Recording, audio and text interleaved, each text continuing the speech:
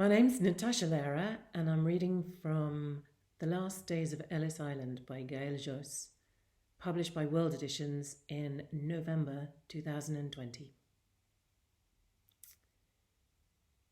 I asked Liz to marry me one day in June. She flushed the color of the cherries on her hat and burst into tears. That was when I knew she was in love with me too. My mother was fond of her, though she lamented how slender she was. "She's real skinny, that sweetheart of yours." And my father, who by then was working on the streetcars, having driven a hansom cab most of his life, contented himself with a growl. "Your honey is pretty cute." It was 1915. Europe was at war, and America had not yet entered the conflict. We had a simple wedding with flowers, sparkling wine, tears, and many warm embraces. Brian was more moved than he wanted to admit, judging by the number of times he poked me in the ribs over the course of the day. He sported a pale gray tie for the occasion and had brought his sweetheart, his almost fiancée, a young woman who worked as a salesgirl in a hat shop. She had a strident, nasal voice and was wrapped in a dark feather boa and enough perfume for all the women there. She was the latest in line of Brian's salesgirls. They all worked in some boutique or other selling hats or jewelry, were all equally strident and nasal, prickly and perfumed. The young lady of the moment, Daisy, had this habit of wrinkling her nose when she laughed. I imagine someone had once told her it was a charming mannerism, or that it made her look like some vaudeville starlet.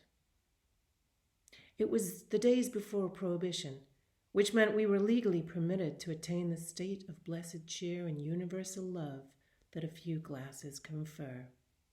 Our fathers were already fast friends and busy making plans for future Sundays, which, when they could, they liked to spend out of the house.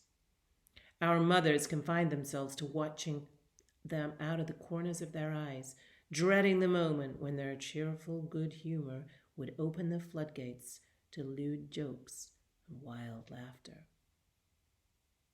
It was precisely at this time of restrained festivity that we enjoyed the greatest and probably the only luxury of our lives.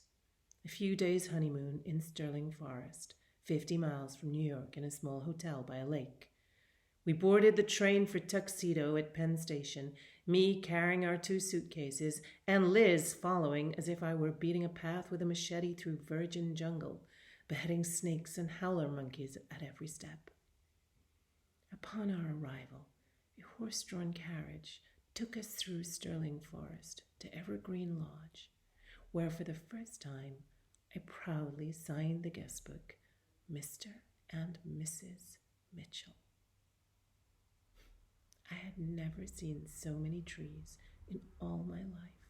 The clear, dark outline of pines as far as the eye could see, the water a dazzling, icy blue.